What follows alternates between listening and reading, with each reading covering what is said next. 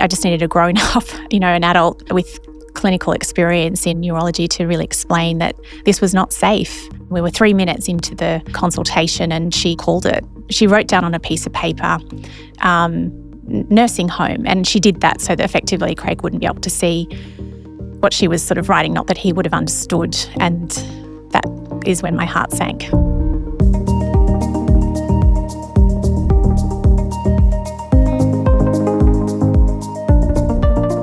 Louise, welcome to Hold the Moment. Thank you for having me, Hamish and Jim. Nice to meet you. It's lovely to meet you both. Can you take us back to the early days of Craig's diagnosis? Like, what was going on at home? What was ordinary daily life like for you? So initially, Moose was diagnosed with what they thought was alcohol-related dementia, and it was later that we had a definitive diagnosis that it was Alzheimer's related, and it was actually only probably 2 months prior to his death where we had some invasive investigations as to determine what was at play. There was a concern that there might have been a genetic dementia, which would have had implications, of course. So that's why we chose to get that definitive diagnosis. We obviously talk to a lot of people who've been diagnosed and are living with it. And we hear a lot about this kind of idea of just feeling it's all over as soon as there's a diagnosis. But in your situation, I'm curious because you kind of went on with him living at home for another, 5-6 years. What was going through your mind? Like, how are you interpreting, digesting all of this? Because you've got a big career as well. Yeah, I guess I remember actually, I haven't really spoken about this, but I remember waking up one morning and thinking, oh my gosh, I'm being so irresponsible. My partner has dementia. We don't even have a neurologist. And I'd read an article that my colleague had written in The Australian about Michael Littman, who had a condition called CTE, and he was similar age to Craig and similar sort of behavioural changes were coming to play. And I thought, wow, like I've never read a story about this before and it was so relatable. And within that article, he'd connected with a brilliant neurologist called Rowena Mobbs. And long story short, we ended up meeting with Rowena because I thought, well, is it really alcohol-related dementia? Could there be something else? Craig did play contact sport for a while in his early years, and Rowena was, I guess, the constant. She was the expert. She was brilliant, and without her, I think we would have been in a whole different world of pain. So, did you start to have conversations about what happens if and when you can't be at home? I didn't want to go there. I don't know about you, Hamish, but that was not something I wanted to even entertain. Although I knew that eventually that would need to happen. I just didn't want to make that decision. I didn't want to make that call. And it was on one of our visits to Rowena. We were in her rooms in North Sydney. And, Craig was highly agitated that day. He was confused. He wasn't familiar with the surroundings. All of these are, of course, red flags for those living with dementia. And, he saw his reflection in the mirror in her rooms. He didn't recognise that mirror. He was terrified. He was swearing at that reflection. He was punching That was scary for you. Fist in his hand. And I'd been living this. Was this quite regular for you, what you were seeing all the time? Yeah, I guess I was. And I just needed a grown-up, an adult with clinical experience in neurology to really explain that this was not safe.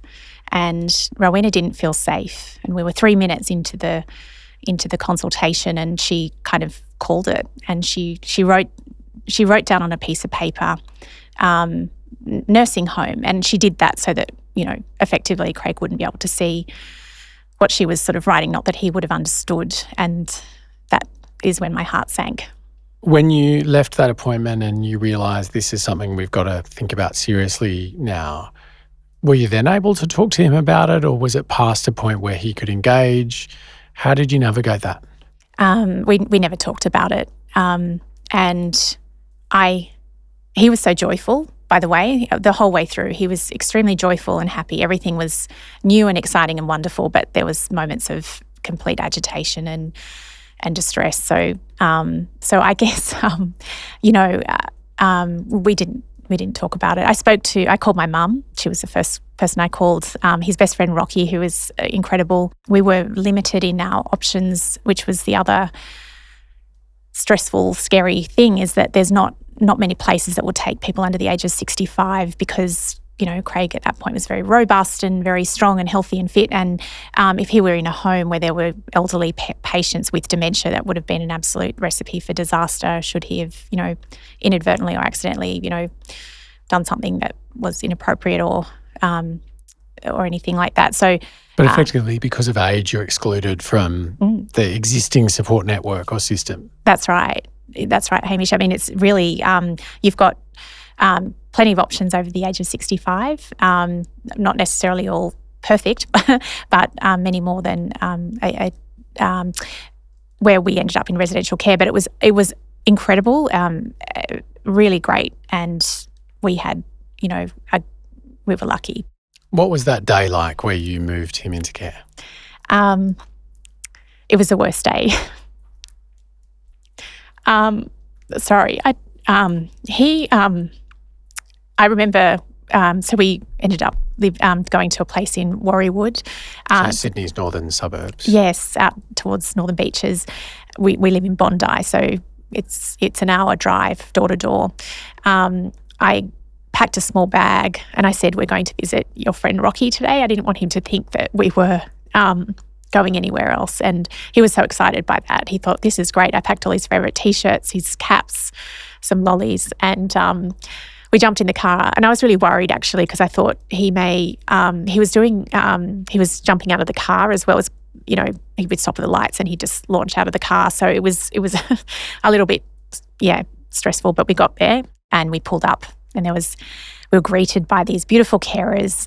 There were about 5 other residents in the home at the time. They'd been there for some time. Each of them had dementia and they were varying ages, but Moose was by far the youngest and the most robust at that point. We had a big lead up to the admission. So, there was multiple forms and paperwork to fill out, but there was lots of discussions and meetings with clinicians and nurses and I had to fill out a long kind of survey about what are the things that Moose likes, what are the things, everything from, his favourite food to favourite colours to what's his morning routine like. And that was all integrated into the home.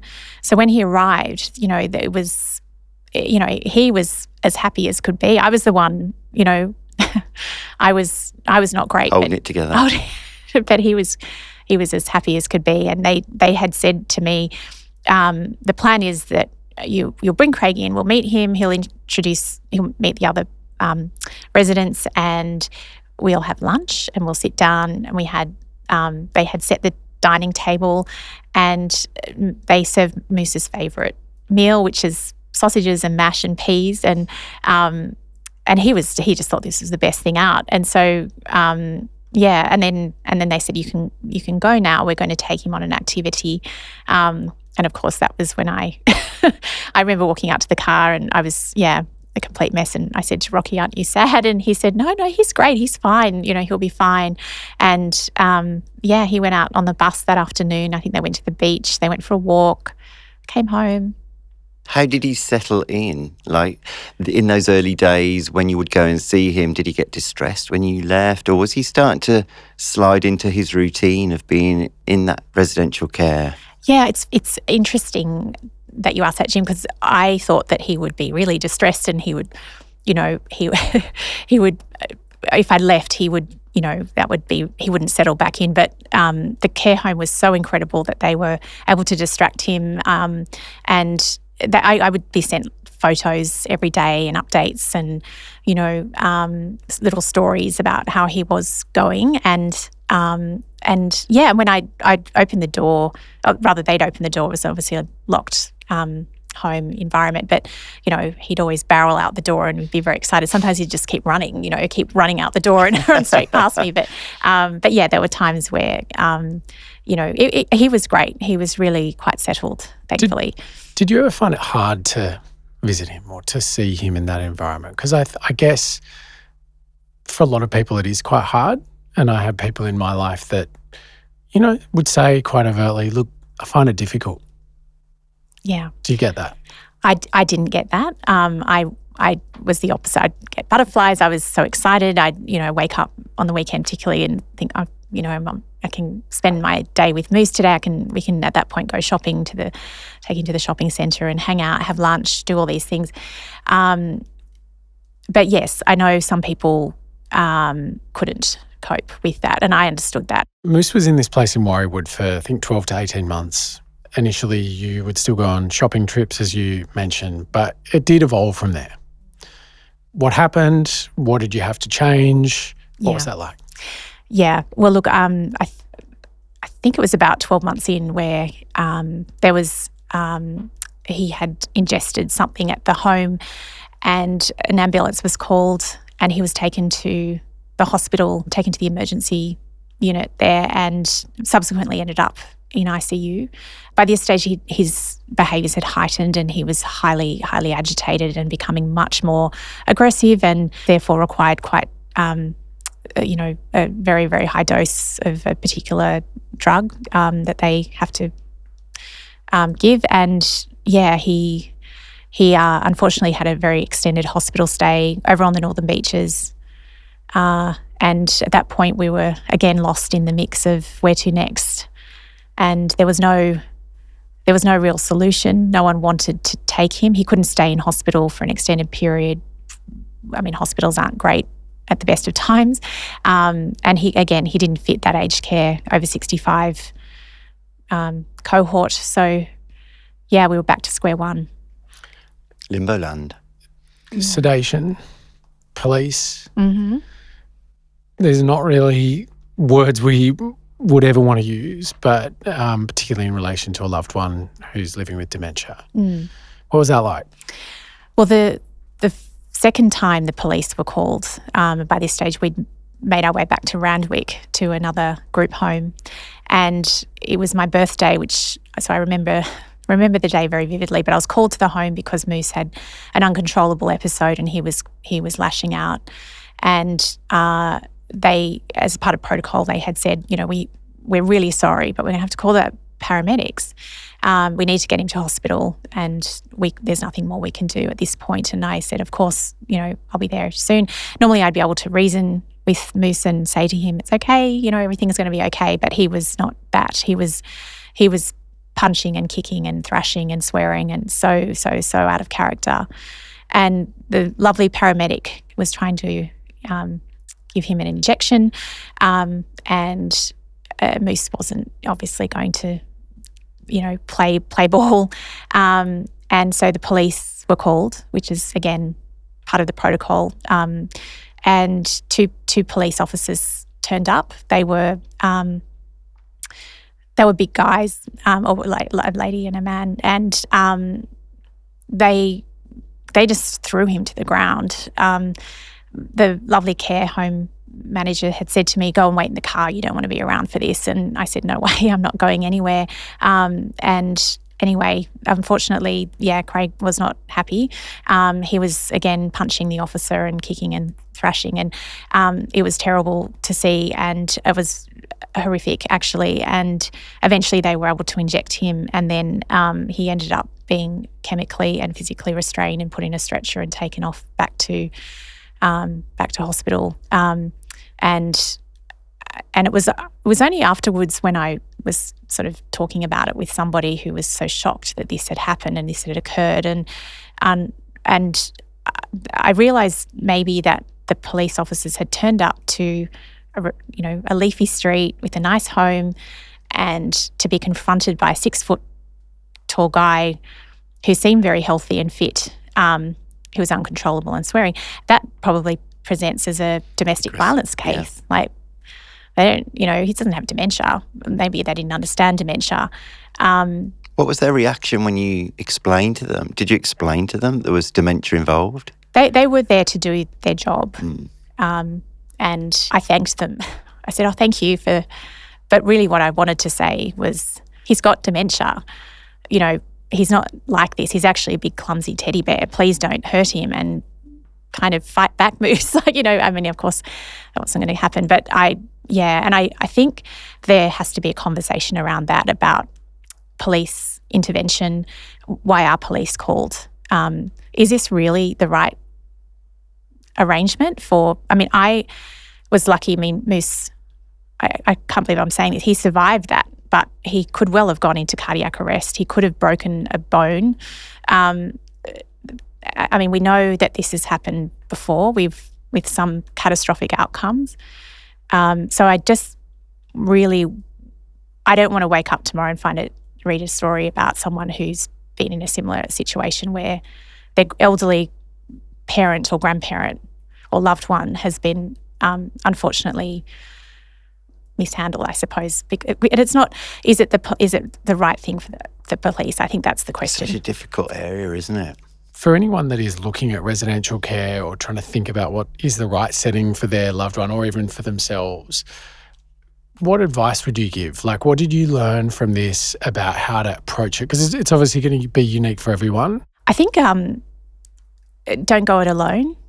I mean, organisations like Dementia Australia are a brilliant, resource. Surround yourself with the right people, and I am determined to help where I can, because I had a call the other day from somebody whose husband had recently been diagnosed with frontal temporal dementia, and they had reached the fork in the road where they have to go into care, but the care arrangement fell through.